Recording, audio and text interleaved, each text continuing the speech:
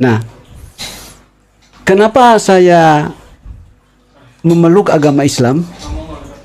Karena saya melihat Saya merasa berdosa jika tidak masuk Islam. sesungguhnya saya masuk Islam oleh karena Yesus. Yesus yang membawa saya masuk Islam.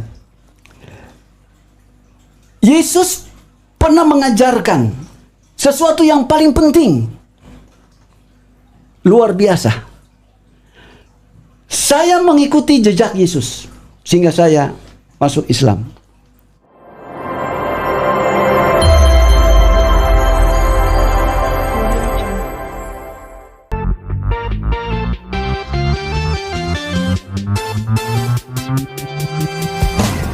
Sebelum saya mualaf, saya adalah dosen Islamologi.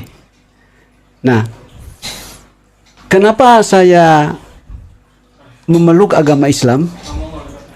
Karena saya melihat junjungan saya yaitu Yesus Kristus yang dalam Al-Quran Isa Al-Masih, dia melakukan semua apa yang dilakukan oleh orang-orang Muslim. Ternyata apa yang dia lakukan itu semua tertulis di dalam Al-Quran. Ya, seperti contoh Yohanes 17 ayat 3 disebutkan begini, Engkau satu-satunya Allah dan aku adalah utusan. Saya merasa berdosa jika tidak masuk Islam, karena di sana Yesus mengamanatkan yang dilakukan oleh orang-orang Muslim. Iya. Selanjutnya, Yesus itu adalah jalan, bukan cuma perkataan kita ikuti, tetapi saat dia lahir disunat dan pada saat dia mati dikafani. Jadi demikianlah hal-hal yang saya sampaikan. Sesungguhnya saya masuk Islam oleh karena Yesus. Ya, teman-teman, itulah dia. Kita sudah menyaksikan alasan seorang mualaf, yaitu yang mengaku-ngaku yaitu mantan dosen dan juga mantan pendeta. Dan saya dapatkan video ini, teman-teman, yaitu di satu channel, yaitu saudara kita Musliman, di mana dicatatkan di sana yaitu seorang pendeta yang cerdas dan membongkar tentang Alkitab. Dan dari mana mereka bisa mengatakan dia cerdas? Saya tidak mengerti. Cerdas untuk menyesatkan Alkitab menurut saya. Dan bagaimana menurut teman-teman setelah menyaksikan video ini tadi? Coba kita perhatikan apa saja perkataan dia. Dia berkata Yesus mengikuti ajaran Islam, dan dia juga berkata, teman-temanku ya, apa yang dilakukan oleh Yesus, semua hal itu dituliskan di dalam Al-Quran. Ya, benar saja ya. Apakah saudara atau teman-teman percaya akan hal ini? Jadi supaya jelas, agar jangan mereka sembarangan ngomong ya, khususnya kepada orang-orang yang mualaf seperti ini yang selalu saja menyesatkan yaitu iman orang Kristen ya. Jadi tadi dia sudah mengaku mantan pendeta, dia juga mengaku mantan dosen, dan yang lebih gilanya lagi, teman-teman ya, dia ngomong ya,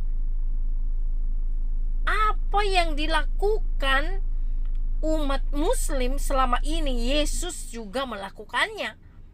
Waduh, ngaur betul.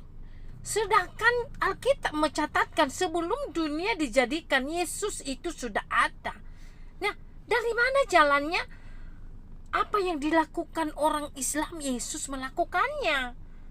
Dunia juga tahu hal itu, kalau sebelum dunia dijadikan Yesus itu sudah ada. Atau lebih jelasnya lagi, sebelum ada agama Islam sudah ada agama Kristen.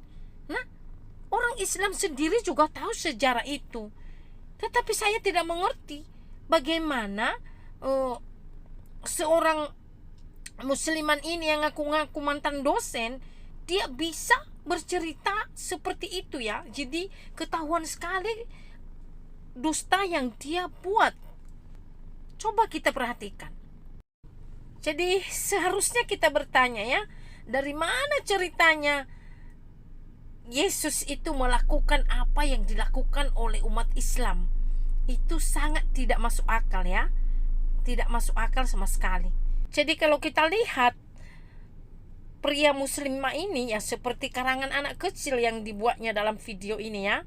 Jadi saya katakan lagi, ketahuan banget dusta yang dia buat dalam kesaksiannya ini ya, tentang Alkitab atau tentang Tuhan Yesus.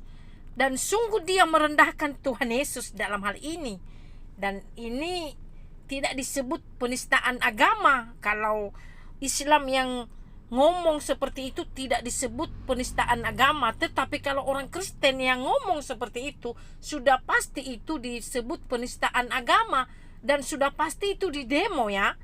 Nah, jadi itulah yang terjadi teman-teman ya. Makanya kita juga tidak bisa membahas terlalu dalam ya. Bisa saja kita bahas tetapi kita tidak mau ya. Nah, jadi kebohongan yang dibuatnya lagi teman-teman, dia katakan tadi kan, ternyata apa yang dilakukan oleh Yesus semua tertulis atau tercatat di dalam Al-Qur'annya. Ya.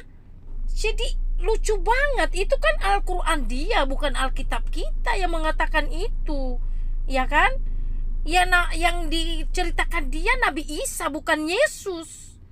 Jadi saya ingatkan Anda, yang Anda ceritakan itu kan Al-Quran Anda, bukan Alkitab orang Kristen. Nah, jadi teman-teman, setelah dia cerita seperti itu, lalu dia juga mengutip ayat Alkitab nih. Waduh, sangat luar biasa. Dia membahas Alkitab seperti ini. Dia mengutip ayat Alkitab di dalam Yohanes 17 ayat 3. Ya, padahal yang dimaksud oleh Yesus dalam ayat tersebut bukan seperti itu teman-temanku. Kalau kita saja lihat perikopnya itu adalah doa Yesus untuk murid-muridnya. Itu yang dimaksud oleh Yesus. Jadi dia menjadi contoh bagi murid-muridnya. Atau kita bacakan aja di dalam Yohanes 17 ayat 3. Inilah hidup yang kekal itu, yaitu bahwa mereka mengenal Engkau, satu-satunya Allah yang benar, dan mengenal Yesus Kristus yang telah Engkau utus. Ini tujuan Tuhan dalam hal ini. Dia mewakili murid-mu dan untuk mengenal Dia sebagai Tuhan dan Juru Selamat. Bukan seperti yang dia katakan tadi ya.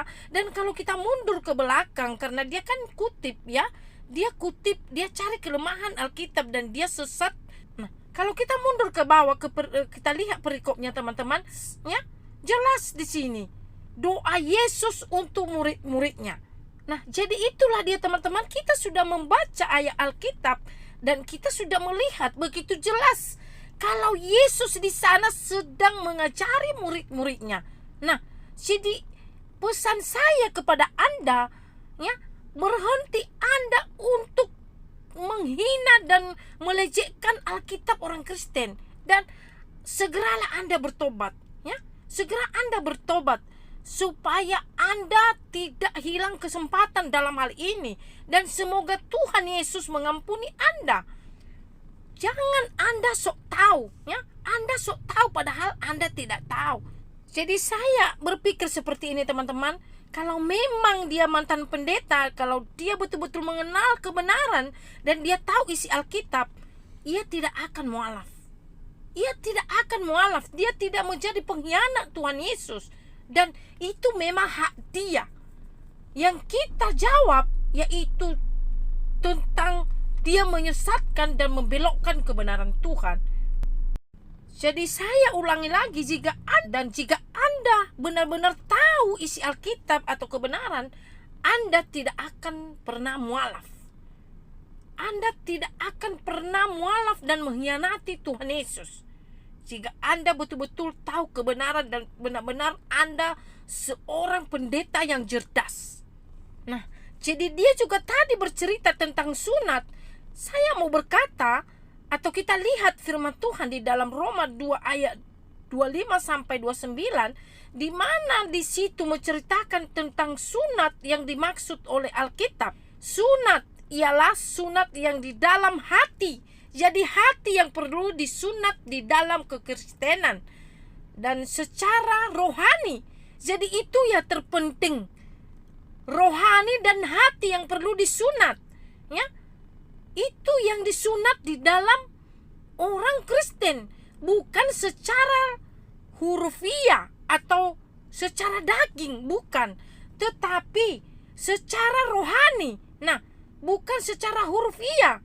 Maka pujian baginya datang bukan dari manusia, melainkan dari Tuhan. Ini yang benar. Ini yang dicatatkan oleh firman Tuhan. Dan tadi teman-teman dia juga berkata Yesus yang menyuruh dia masuk Islam. Dan jika dia tidak masuk Islam, dia merasa bersalah dan berdosa. Dan itu adalah alasan-alasan menurut saya ya, karena itu tidak seturut dengan firman Tuhan. Jadi itulah dia teman-teman. Mari berikan masukan dalam hal ini dan berikan komentar kalian juga dalam hal ini. Semoga video ini memberkati kita dan bermanfaat khususnya bagi rohani kita. Tuhan Yesus memberkati kita semuanya. Sampai jumpa di video yang berikutnya. Shalom.